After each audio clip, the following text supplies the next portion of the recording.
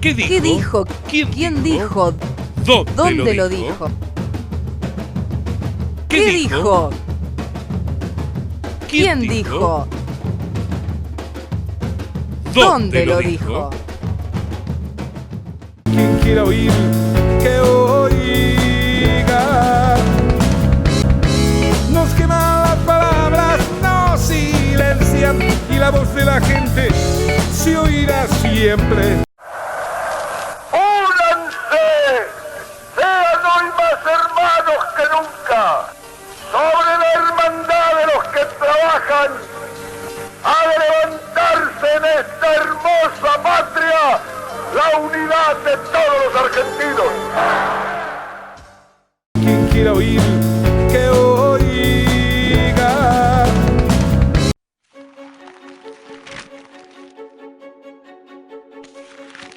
¿Qué está en juego con el Tratado Transpacífico? Tratados de libre comercio como el Transpacífico, TPP por sus siglas en inglés, apuntan a crear un nuevo orden mundial a medida de los intereses de las multinacionales. Es por ello que el TPP es mucho más que un acuerdo comercial. ¿Qué sectores de la economía abarca el TPP? Se desarrolla en 30 capítulos que abarcan áreas como comercio de bienes, administración aduanera, telecomunicaciones, propiedad intelectual, asuntos laborales, servicios financieros, empresas estatales y monopolios públicos. ¿Qué efecto produce un acuerdo como el TPP? Ya no se trata solo de bajar o eliminar las barreras aduaneras. Los nuevos acuerdos de libre comercio, como el TPP, se entrometen en el orden interno de los países que lo suscriben y limitan su soberanía. Y lo que es peor, un Estado que firma un tratado de este tipo puede ser demandado ante tribunales extranjeros si una empresa siente amenazadas sus inversiones debido a alguna regulación estatal. De este modo, la capacidad de los estados de regular mercados para garantizar o promover los derechos del pueblo trabajador se verá subordinada a los intereses de las multinacionales. Esto es así porque los tratados de libre comercio como el TPP crean obligaciones que impiden a los estados establecer regulaciones basadas en el interés público. ¿Qué clase de políticas no podrán aplicar los estados? Reestatizar empresas privatizadas, favorecer en las compras públicas a proveedores locales para promover el desarrollo nacional, regular los flujos financieros o, incluso, establecer medidas de protección del empleo ante situaciones de crisis. Estos son algunos de los ejemplos de las acciones que un gobierno deberá evitar para cumplir sus compromisos con los inversores. ¿Cómo se deciden estos acuerdos? Por fuera de la Organización Mundial del Comercio, en secreto y a espalda de los pueblos. El TPP comenzó a negociarse en 2005. En 2008 se integró Estados Unidos y lo convirtió en una herramienta para crear una zona de influencia en el Pacífico que pusiera un límite a la expansión comercial de China. Recién en octubre de 2015, los documentos del TPP se conocieron cuando 12 naciones se comprometieron a firmarlo. ¿Qué países integran el TPP? Estados Unidos, Canadá, Australia, Japón, Vietnam, Singapur, Nueva Zelanda, Brunei, Malasia y en América Latina, México, Perú y Chile. ¿Cuándo entrará en vigor? Cuando lo ratifique el Congreso de cada país, pero estos acuerdos llegarán a cada nación a libro cerrado. Es decir, se acepta todo o se rechaza todo. Los representantes de los pueblos no pueden hacer modificaciones. ¿Cómo podemos frenar estos acuerdos? Con debate, difusión y organización. Los trabajadores estatales, que somos quienes llevamos adelante las políticas públicas, tenemos que alzar la voz de alerta en defensa de nuestros derechos, de la soberanía de nuestras naciones y del interés público por encima del interés de las corporaciones. Los estatales de Latinoamérica y el Caribe seguiremos luchando por estados que garanticen derechos, no negocios, y por una integración regional libre, democrática y soberana. Quien quiera oír, que oiga.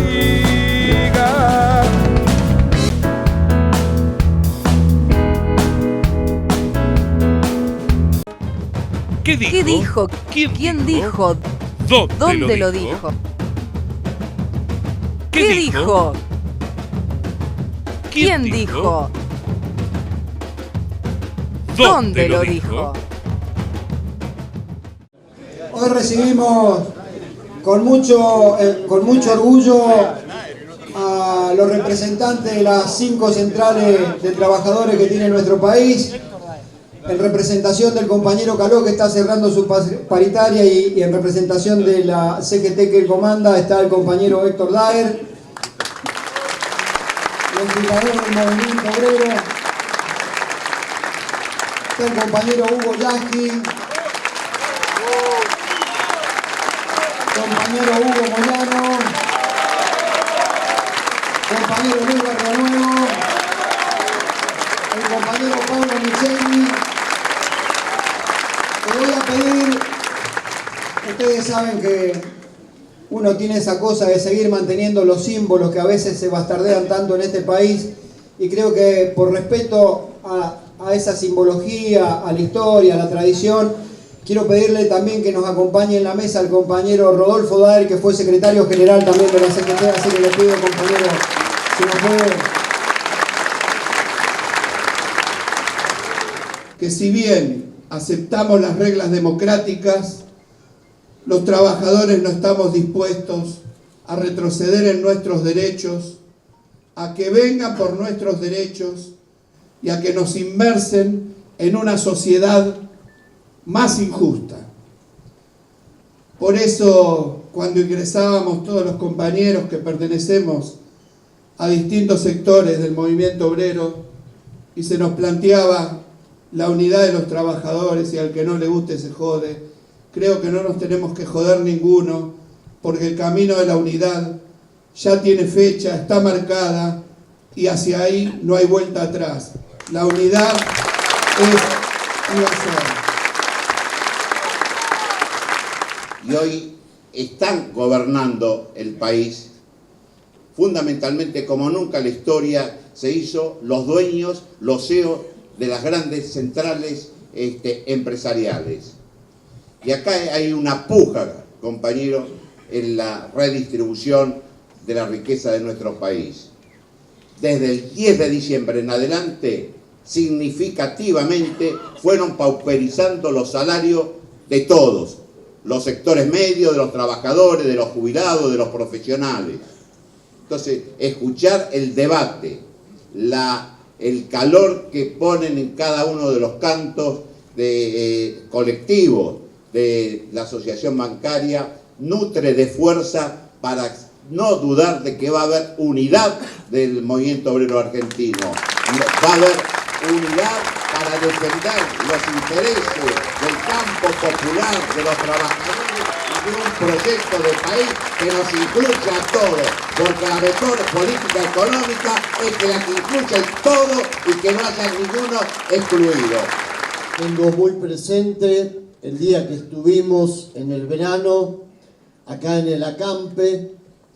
Ese día creo que fue un momento en el que realmente sentimos lo que era el calor de la lucha en todos sus términos, porque era un día también desapacible y había que estar abajo del sol bancando ese acampe.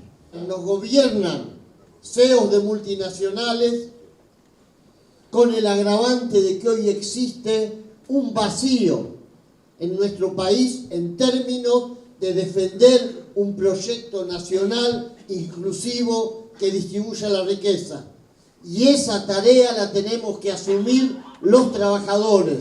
Para eso es estratégico la unidad, y en eso nosotros estamos convencidos, tenemos que jugar cada uno la responsabilidad sin sectarismo y sobre todo sin esconder ninguna baraja. Estoy convencido que el camino del acto conjunto del 29 de abril es el camino por el que tenemos que volver.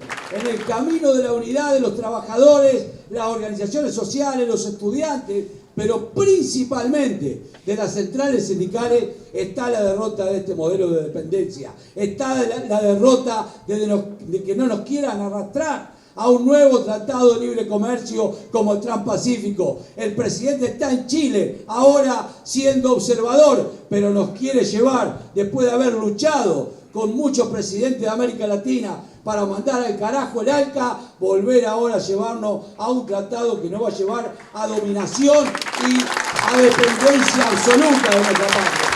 Pero ¿sabe quién está haciendo el esfuerzo más grande para lograr la unidad de todos los dirigentes del movimiento obrero? El gobierno. El gobierno está haciendo el mayor esfuerzo para que estemos unidos, porque todas las medidas, o la mayoría de las medidas que ha tomado, son repudiadas por la gran mayoría del pueblo y en particular por los trabajadores.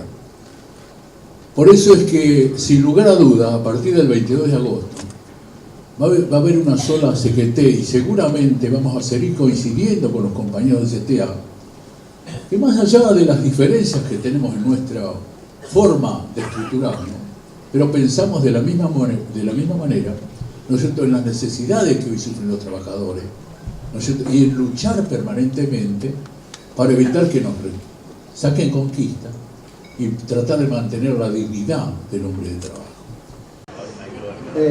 Un agradecimiento muy particular a los compañeros de la mesa, realmente es un orgullo compartir con ellos este espacio plural de pensamiento que tiene que ver con posiciones que tiene el movimiento obrero y que tiene que necesariamente amalgamar detrás de la unidad para lograr una integración, una contención de todos los sectores. Y esa unidad que se va a plasmar el 22 de agosto, a los bancarios nos tiene que encontrar siendo protagonistas de esa historia, acompañando con nuestras mejores ideas, con todos nuestros cuadros políticos y militantes, no solo en la conformación de una lista de unidad en el proceso electoral del día 22, sino y particularmente en la construcción de una propuesta política que desde la organización sindical y del movimiento obrero hay que brindarle a la sociedad. Los trabajadores hemos perdido mucho tiempo en la desunión que hemos tenido este tiempo, porque hemos permitido limitarnos simplemente a discutir lo reivindicativo, que es la circunstancia, es el momento, es el ahora y es la necesidad del hoy. Y hemos regalado la posibilidad de discutir la agenda de los grandes temas nacionales a manos del sector político y hoy a manos del sector empresario.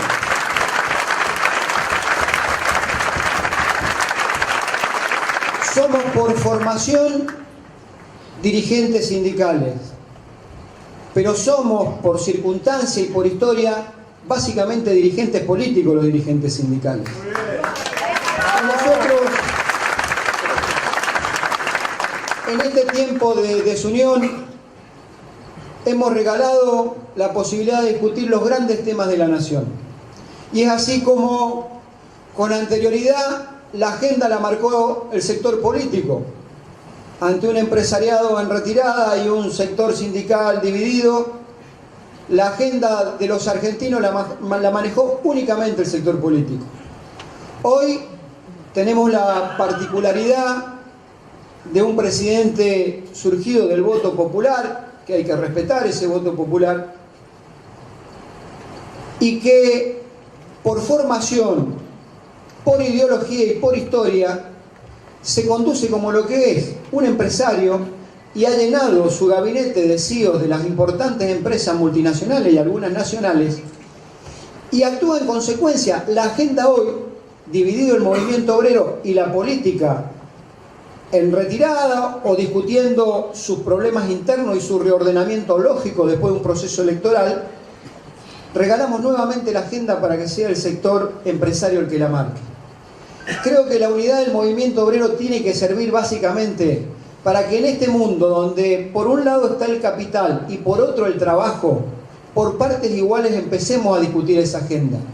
Nosotros no tenemos por qué dejar o permitir que nos digan un Aranguren, un Pratgay, un Sturzenegger, qué clase de educación queremos para nuestros hijos. Lo tiene que decir el movimiento popular, el movimiento sindical de los trabajadores. Nadie nos tiene que venir a decir cuál es la política de producción en un país Y si no, miren lo que está pasando en estos tiempos, en donde para disciplinar precios porque no pueden controlarlo por las variables, porque no hay un programa económico. Acá básicamente hay un programa monetario, un programa fiscal y un programa financiero. Los dólares que se ingresan en este país son financieros, son para pagar deuda o son para bajar inflación, para sacar pesos de circulación. Entonces, nosotros en este sentido no tenemos que permitir que continúen avanzando con destruir la industria nacional, permitiendo la libre importación de productos que afecta a los sectores de la industria, a los sectores del comercio, a los sectores de la producción. ¿Por qué vamos a permitir los trabajadores y no marcar agenda cuando nos pretenden decir cuál es el financiamiento y cuál es el sistema financiero que requerimos los argentinos? Y acá valga críticas también para los gobiernos que pasaron. Esta organización ha sido coherente durante todos los gobiernos que pasaron desde el advenimiento de la democracia y ha reclamado dos leyes que son fundamentales en la nación argentina. Por un lado, la necesaria reforma tributaria que tienda a castigar con un impuesto a quien más puede y no espolearle el bolsillo a los trabajadores con el impuesto a las ganancias. Mientras sigue sin tributar la renta financiera, las transferencias de acciones, la timba que significa el juego. Y otra ley que es pilar de lo que fueron las políticas del consenso de Washington y lo que fue la introducción brutal del neoliberalismo en la Argentina durante la dictadura militar, es la ley de entidades financieras. No hubo uno solo de los gobiernos que pasaron, ni uno, ni los más progresistas, que se le animaron al sector financiero. Y hoy vemos como, sustentados en esa ley y las facultades que le da, tenemos un presidente del Banco Central que tiene la particularidad de ser un presidente procesado por favorecer con escandalosas comisiones del mega canje, ni más ni menos que a los banqueros que hoy tiene que custodiar y cuidar y controlar.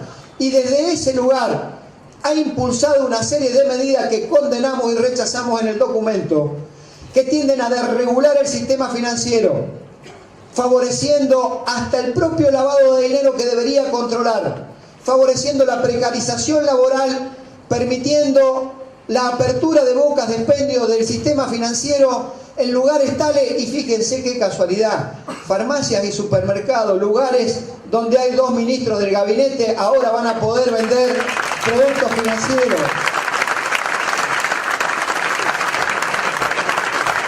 Entonces, ¿por qué los trabajadores vamos a regalar la agenda para que la marque el sector empresario? Es histórico en la Argentina que el empresariado argentino ha estado muy lejos de sus responsabilidades sociales. Es histórico en la Argentina que cada vez que tuvieron la posibilidad de acceso al poder fue para obtener prebendas, maximización de rentabilidad y para perjudicar a los trabajadores. Porque cuando las crisis azotan, el trabajador es el que paga con sus derechos, con su empleo. Pero cuando las cosas le va bien, sirven para maximizar esas rentabilidades. Por eso es necesaria, absolutamente necesaria, la unidad del movimiento obrero que tiene que consagrarse el 22. No solo para enfrentar los desafíos de los reclamos por el ajuste, sino para discutir la política en serio de este país y que sea el movimiento obrero protagonista y no un mero espectador de las decisiones que toma la política y la economía.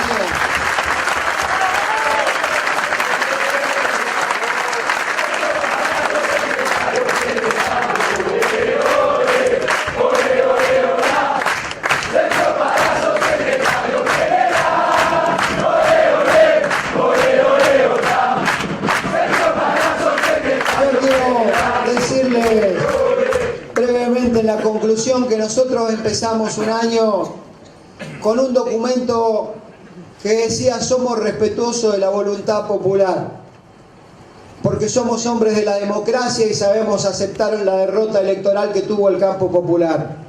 Es más, debemos hacer una profunda autocrítica a quienes provenimos de la militancia política y de la militancia sindical, de qué nos pasó para que por primera vez la derecha en la Argentina gane con un discurso de derecha. Nadie puede decir que el presidente de la Nación mintió. Lo único que mintió fue en que iba a derogar el impuesto a las ganancias y no lo derogó. En lo demás, No nos hagamos los distraídos, y nosotros tenemos un gran número de afiliados de nuestra organización que terminó votando la propuesta de Macri, como en muchos otros sectores. Y cuando anunciaba liberación del cepo cambiario, estaba anunciando una devaluación y todos lo sabíamos. Cuando decía que había que sincerar tarifas, hablaba de un tarifazo, y cuando decía que había que sincerar la economía, era levantarle la barrera para que remarcaran más los formadores de precios y los supermercadistas en la Argentina. Entonces lo primero que tenemos que hacernos es una profunda autocrítica. ¿En qué fallamos? Los dirigentes que nos consideramos que provenimos de organizaciones sindicales, políticas, del campo nacional y popular para que nos hayan ganado. Pero lo segundo que tenemos que hacer es no quedarnos atornillados en la parálisis del miedo o solamente del debate y la autocrítica. Rápidamente hay que tomar acción en la calle, en los lugares de trabajo, en los sindicatos, en los partidos políticos, y participar activamente para revertir esta realidad contraria a lo que nosotros interpretamos que es una realidad nefasta para los trabajadores. Porque este es un modelo neoliberal o liberal, para el caso es un modelo conservador, y en esto hay que prestarle mucha atención a la doctrina social de la Iglesia y a las palabras del Papa Francisco cuando plantea sus fuertes críticas al liberalismo, porque entiende, como entendemos nosotros, que el liberalismo en su expresión más acabada y salvaje rentabilidad lo que hace es explotar al hombre trabajador y es generar más pobres en el mundo. Por eso nosotros tenemos que avanzar estratégicamente, por lo menos nuestra organización así lo acaba de votar, en una alianza estratégica con los sectores de la producción, del empleo, organizaciones sociales, gremiales y políticas, que tiendan a enfrentar esta política de ajuste, porque si no después el daño es absolutamente irreparable en el tejido social. Nosotros no podemos perder el tiempo en discusiones de división. Aún con nuestras diferencias tenemos que interpretarnos los puntos en común para avanzar en la defensa de los intereses comunes de los trabajadores. Yo sé que es difícil y no todos tenemos los mismos tiempos en las organizaciones gremiales, y yo le pido comprensión a mis compañeros bancarios en esto. Quizás nosotros tenemos una visión un poco más consustanciada con la lucha en estos tiempos de la asociación bancaria, y quizás otros tiempos sean para otras organizaciones sindicales. Pero tenemos que tener el objetivo de la unidad como norte. Esto es, si es necesario, hacer esfuerzos de contemplar y contener las expectativas para llegar a un marco de unidad y lograr la efectividad de lo que queremos. Lo tenemos que hacer, compañeros. Yo sé que es difícil explicarle a la sociedad por qué vamos a estar juntos el 22 de agosto después que hemos tenido profundas diferencias, a veces hasta conceptuales. Sé que también es difícil explicar por qué hemos tomado caminos que a veces ni siquiera han sido paralelos, han sido recontracruzados. También sé, y es normal, natural y saludable, que a veces también tengamos contradicciones, porque el pensamiento único sin masa crítica o espíritu crítico de pensamiento tampoco sirve. Y hay que explicar esas contradicciones, que a veces también han sido flagrantes. Pero estas pasan a ser contradicciones secundarias cuando el valor supremo es la unidad. Porque en definitiva la contradicción fundamental es si nosotros queremos un país con justicia social, con sistema productivo, con una distribución del ingreso correcta, o si queremos un país que privilegie las minorías como aparentemente apuntan las políticas de este gobierno. Entonces, esta contradicción es la fundamental, y las otras no es que hay que soslayarlas. Merecen su debate y su autocrítica, pero fundamentalmente tenemos que priorizar el objetivo de la contradicción fundamental, que es qué modelo de país queremos y cómo vamos a participar nosotros de la construcción de ese modelo de país. Decía, y brevemente en lo que respecta a nuestra actividad, arrancamos el año con un preacuerdo salarial que, como todos los años, lo que buscaba era darnos la tranquilidad suficiente para llegar a marzo y discutir con los verdaderos números de la economía, la inflación, la rentabilidad de los bancos y el impacto del impuesto a las ganancias en los salarios, llegar con tranquilidad a esa discusión.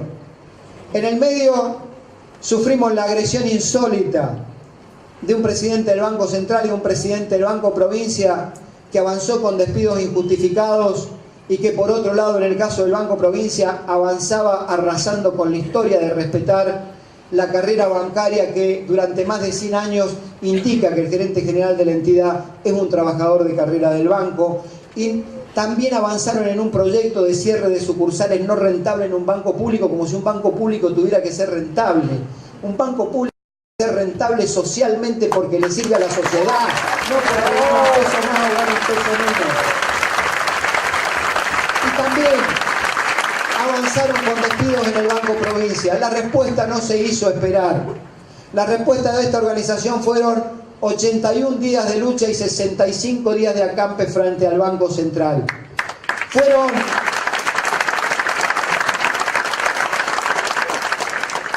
Fueron medidas de fuerza que se tomaron y después se tomó el tema salarial. Ustedes recuerdan las palabras del ministro Prat-Gay cuando asumió en su primer conferencia de prensa, que nos decía: los trabajadores tienen que elegir entre si van a cuidar los puestos de trabajo o van a pedir aumento salarial. La respuesta fue unánime de este sindicato: vamos a cuidar los puestos salariales y no te vamos a regalar un solo peso de lo que nos corresponda por aumento salarial.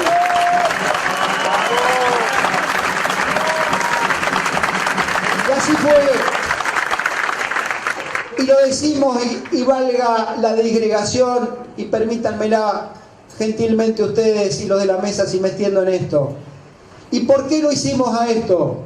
Porque tenemos autoridad moral para hacerlo en esta organización sindical. Yo no he venido a hacer una redención del kirchnerismo ni he venido a hacer antimacrismo como secretario general de esta organización. Porque al gobierno que se fue esta organización le hizo 15 paros discutiendo el impuesto a las ganancias, discutiendo sus paritarias y discutiendo los despidos de aquel que se consideraba kirchnerista y ahora no lo es tanto, como al Perón nos echó 39 trabajadores de la Caja Popular de Tucumán. Desde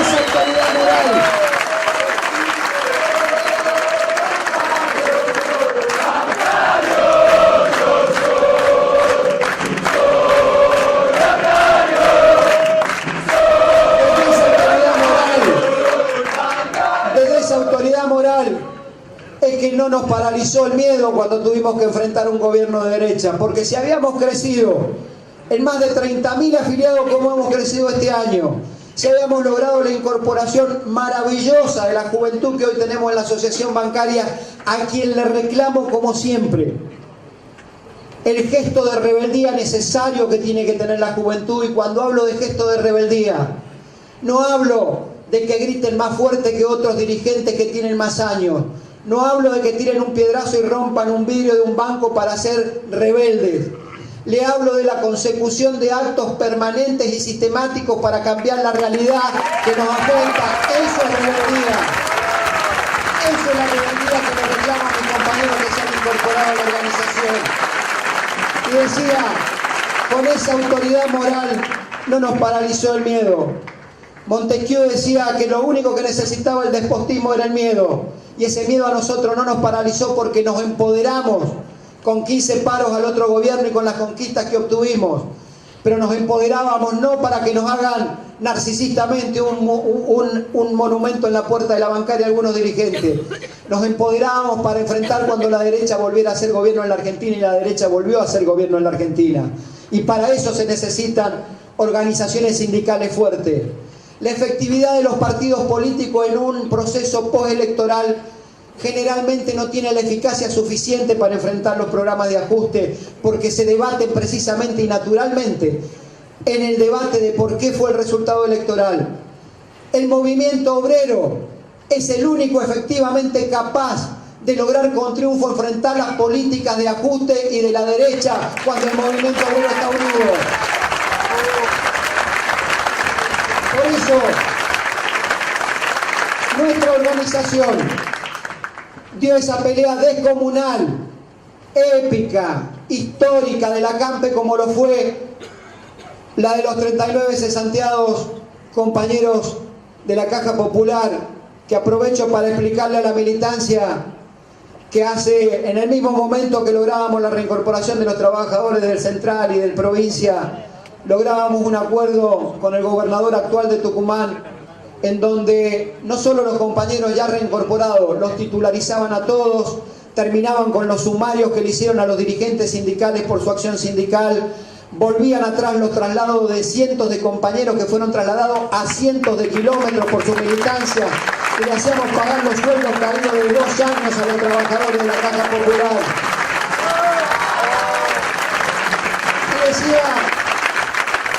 decía de la importancia que tiene ese gesto de habernos empoderado para enfrentar estos tiempos en la Argentina. Porque cuando tomamos la decisión política valiente, debatida y responsable,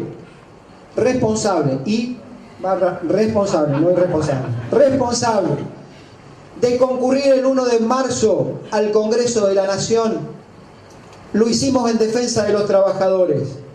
Era mucho más fácil tomar distancia del conflicto y haber hecho la medida cualquier otro día. Era el día que hablaba el presidente de la Nación en su primer discurso en la Asamblea Legislativa. Era un presidente con 3 o 4 meses en el ejercicio del cargo y que había asumido con más del 50%. Y sepa que como militante de la democracia me dolió tener que tomar la decisión de concurrir y casi empañar, entre comillas, un discurso presidencial de un presidente democrático. Pero teníamos una responsabilidad y era decirle con claridad al presidente y a este gobierno que nosotros no íbamos a tolerar la discrecionalidad, discriminación y acto de cobardía política de echar trabajadores en el Banco Central y en el Banco Provincia. Y decirle también al gobierno y al presidente que el camino a la pobreza cero al que quiere llegar es inversamente proporcional a lo que está haciendo. El camino a la pobreza cero no viene de la mano de los despidos, de la apertura de la importación, del ataque a los trabajadores.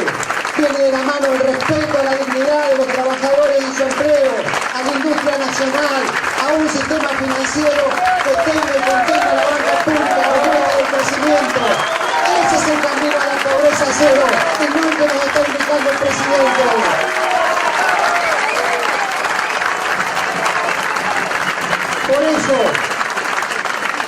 Por eso, y en esto vaya la conciencia de lo que pretendo como conductor de esta organización, que discutamos cada día de nuestro mandato política con los compañeros, porque pareciera ser que quienes nos gobiernan toman el modelo como los gurúes que tienen alrededor en materia comunicacional les enseñan, el modelo que tenía Bill Clinton en la campaña electoral cuando en su escritorio atrás había puesto un cartel que decía: es la economía, estúpido. Y en función de la economía es que propició su campaña electoral y el pueblo norteamericano entendía que ese era el camino para votarlo.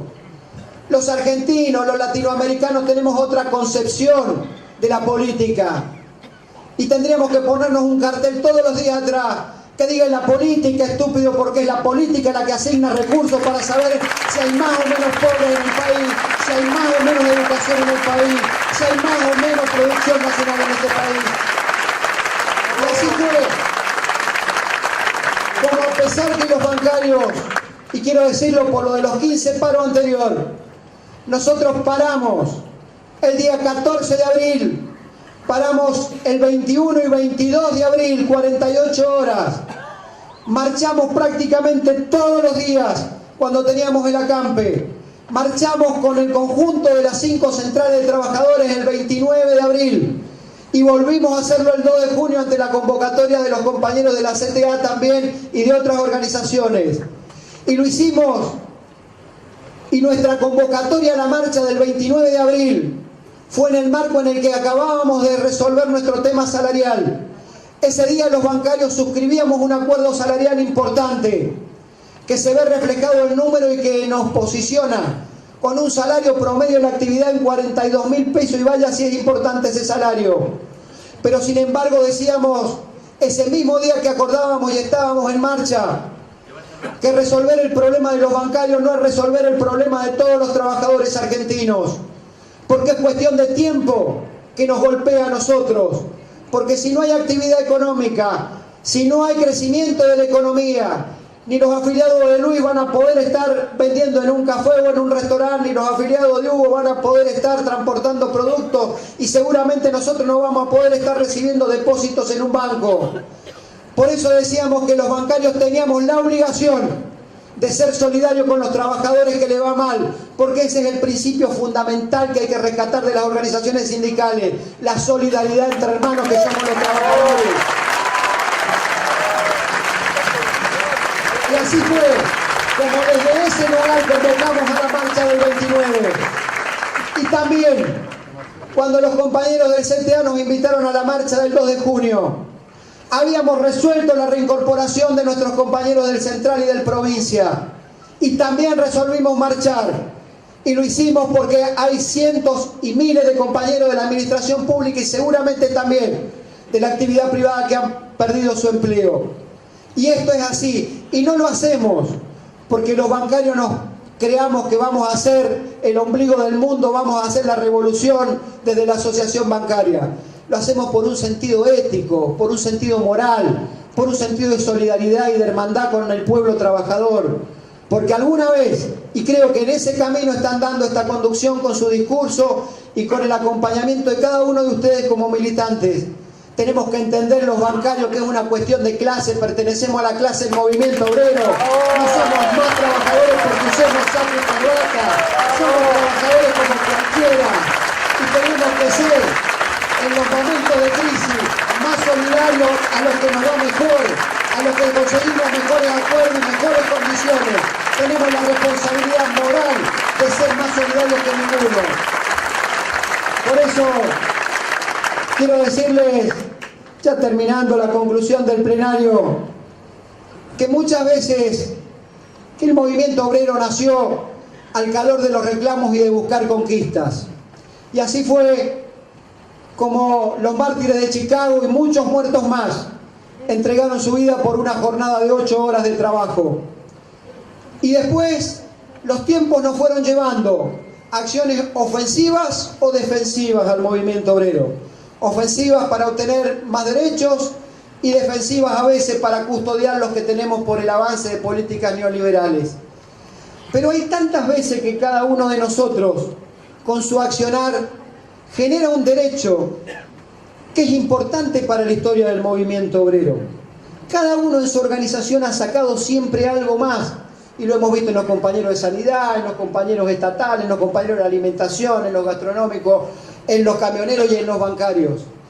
Y cuando los dirigentes que tenemos la responsabilidad de conducir conseguimos esos logros, no lo hacemos para que el revisionismo histórico dentro de 50 años no lo reconozca. Lo hacemos porque le mejoramos la vida a nuestros compañeros trabajadores que representamos. Y quizás, en nuestro caso, nos tocó lograr que el primer convenio colectivo de actividad que hay en la República Argentina tenga consagrado el 14 bis, que es la participación en la ganancia de los trabajadores. Vaya hecho importante que nos tenemos que festejar los trabajadores argentinos en este tiempo. A mí me quedan algunas frases sueltas de algunos funcionarios del gobierno que los pintan tal cual son. Esa primera frase que era casi definitoria de un programa de gobierno hacia los trabajadores: elijan puestos de trabajo o discusión salarial. La que decía Luis recién, de Aranguren: estamos trabajando a prueba y error. Perdónenme la vulgaridad y usted sabrá darme el perdón.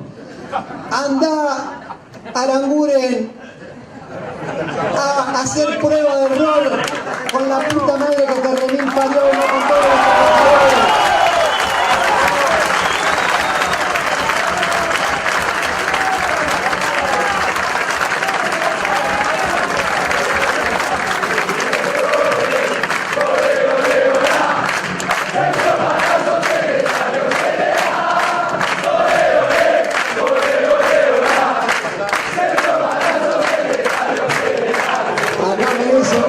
Pablo se asusta por la...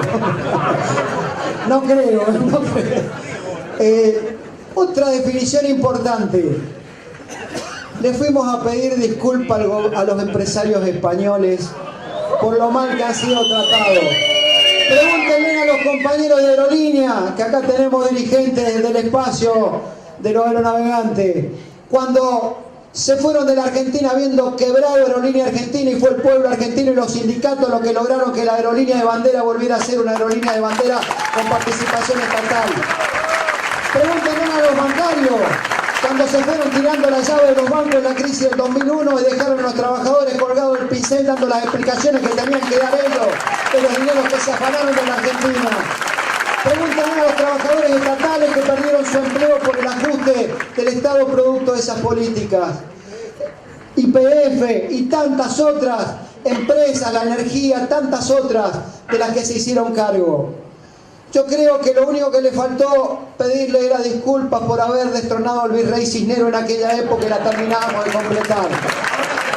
Acá hay que pedirle perdones al pueblo argentino por las vicisitudes que le hicieron pasar los empresarios españoles. Yo termino diciéndole a los compañeros que son tiempos muy delicados para los que hemos decidido tomar el camino de enfrentarnos con el gobierno, cualquiera sea la variante y el temperamento más o menos fuerte del enfrentamiento. Porque mientras algunos tratamos de visibilizar y hacer notar las profundas inequidades a las que nos llevan estas políticas, por otro lado tenemos un blindaje mediático fenomenal hacia el gobierno actual que no permite visibilizar la crítica y las consecuencias de las políticas. Por eso hay que redoblar los esfuerzos militantes. Y para colmo de males, lo que cobra notoriedad, lo que cobra trascendencia y visibilidad, y también está bien que sea, pero deberían mostrar las dos cosas, son los hechos de corrupción. Y me da mucha bronca, como militante popular, como militante social, como militante organización, ver cómo cuentan billetes descaradamente en la Rosadita producto de los actos de corrupción. Me da muchísima bronca, pero indignación, ver cómo revolean millones de dólares arriba de los conventos y pobre Dios y pobre los conventos a los que esta manga de crápula le tiran los dólares por arriba de la pared. Y esto se usa para no mostrar la otra realidad, porque son tan corruptos los que tiran bolsos arriba de un convento como los que le tiran bolsos en la puerta de Shell pagando precios exorbitantes al gas, a la energía, al combustible. Son tan corruptos los que cuentan dólares en la Rosadita como los que nos cuentan en las cuentas que tienen en Panamá, en Luxemburgo, en los paraísos fiscales. Son tan corruptos los que hicieron de la obra pública un negocio, pero lo hicieron desde el Estado con funcionarios que se fueron y con funcionarios de hoy, porque el principal benefactor de obra pública que ha habido durante decenas de años en la Argentina ha sido precisamente el clan Macri que hoy gobierna la República Argentina. Por eso los palos son para los dos, para unos y para otros. Y en ese marco uno podrá decir, con tantas cosas malas, con tanto dolor, con tanta angustia y con tanta lucha por delante, ¿qué tenemos que festejar los argentinos en este bicentenario?